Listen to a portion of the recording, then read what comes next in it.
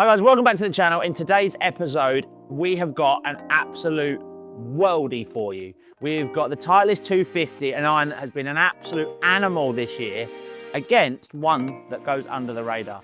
Keep watching and you might find your next iron.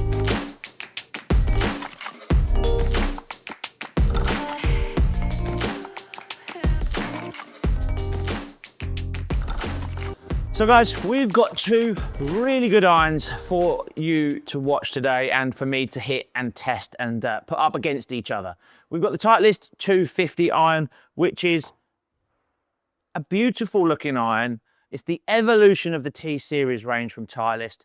We've talked about this iron a lot before, how when they were T100, 200 and 300 with the 100S, it was getting a little bit stale.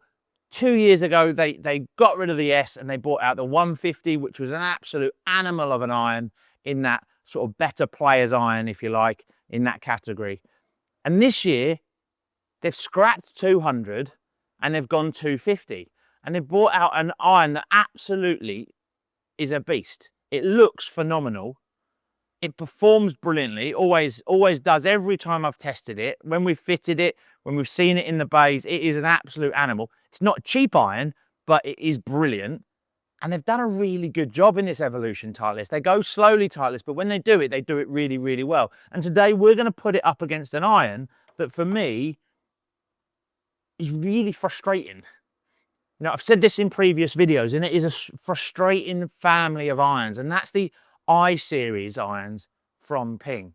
I talked about how I used to love the i3s back in the day, the i3 Plus, and the I-series is kind of just, it's kind of a silent assassin. It sits there, it does a good job, but it doesn't really hit the numbers and get the kind of accreditation that it probably deserves, because Ping really have just nailed the G-series market. They've absolutely caned it. Everyone's loving it.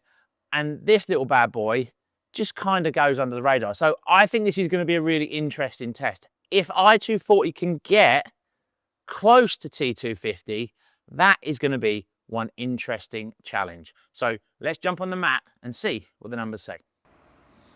So guys, we'll jump straight in with T250. I've got the AMT red in it today. Let's have a little look. So we're using the RCT balls from Titleist as well for our TrackMan data. Oh, you can hear the sound when you strike a good one with this T250. It really is crisp.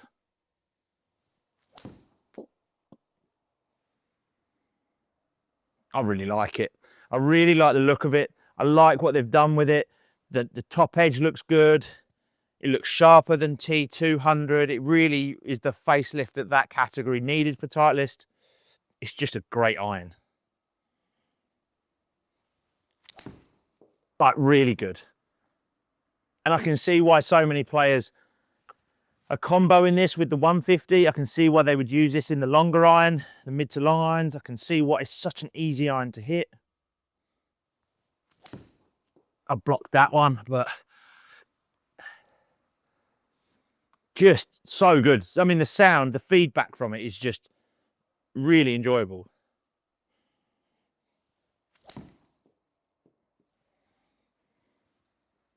That is really, I'm pulling again.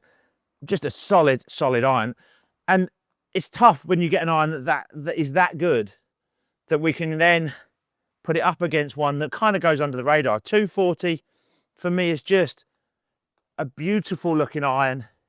And I wish Ping would give this way more in its launch. You know, they tend to launch the I-series later in the year.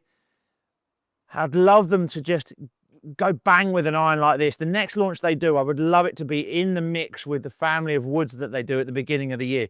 Give the fitters the new G-series in a couple of years' time and the I-series at the same time and let them fit both. This split launches that these brands are doing, it's like Titleist trying to launch 350 and 150 in 2 different months of the year. It doesn't really help us as fitters. It definitely doesn't help you as consumers, because you jump in and you're the Ping guy, you might go 530 or whatnot now, but realistically, this iron should be played by more and more players. And I think if you could launch it at the same time as they launch the woods and the family, wow, I think you'd sell a lot more because there'd be a lot more people wanting to try it.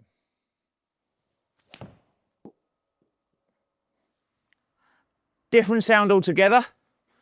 You might be able to pick that up on the camera, on the mics. It's a little bit softer off the face.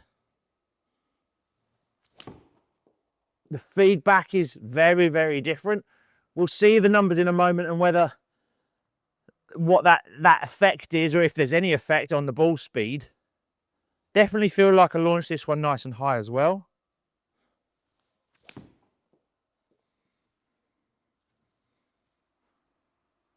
Yeah, nice. Just feels lovely. It's just such a good iron.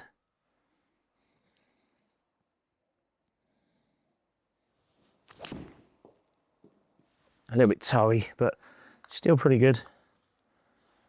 It just feels nice. It just looks good, looks clean.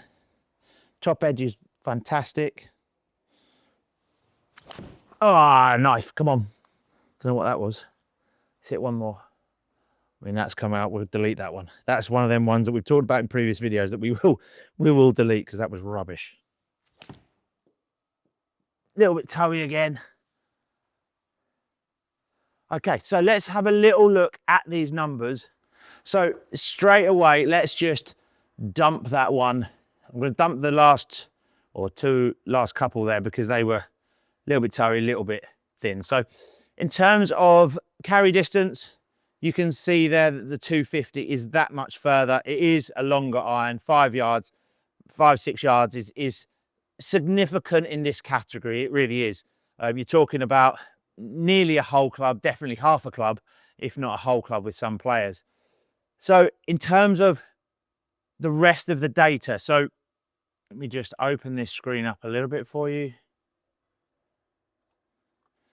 You can see here, club speed, similar, a little bit quicker with the 250, which actually makes sense with some of the technology and the kind of torque that Titleist have had with this iron. So kind of makes sense.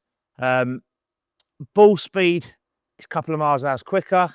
So this is where that extra distance is coming from. What's brilliant for me on both irons is the land angle. You can see that's 50 plus. If you look at some of the previous videos of irons I've done in this category, they've come in a little bit hot, they've come in a little bit flat. And what's really fascinating for me is the spin rate. It's still low for me. I still need to tweak that loft. You know, I've said this in previous videos with this iron, this is a player's distance iron, so it looks like a good iron, but it is going to just go. For me, I struggle with spin generally, so you can see it's better than some of the previous irons that I've tested. However, I'd want it a little bit more, so I'd probably weaken that loft off in a fitting if I was really dialing that club in for me as well. But the spin rate's better, actually slightly better with 240, which is I'd expect. Got a little bit of a softer feel, which is, and 240 is a really solid iron from that perspective. But in terms of this category, in terms of ball speed, in terms of distance, 250 is definitely winning out here. And what's brilliant about the 250 is it's not sacrificing land angle to do it. So it's not coming in like a bullet low and flat. It's actually getting a nice flight, landing nice and soft, and is carrying that little bit further. So head to head today, 250 versus i240, although ping is a brilliant iron, I think if I hadn't tested 250, it would be up there. But on this occasion, the head-to-head, the winner has to go to the T250. Guys, thanks very much for watching. I hope that was helpful in you picking your next iron and hopefully give you a bit of guidance and a little bit of a showcase that sometimes you have to look at lots of different irons. And once you get an iron that works in terms of ball speed, there may be something you need to do in terms of tweaking the loft or the shaft or so on and so forth to really dial that product in. But for today, 250 comes out on top. Thanks for watching, guys, and please hit that subscribe button.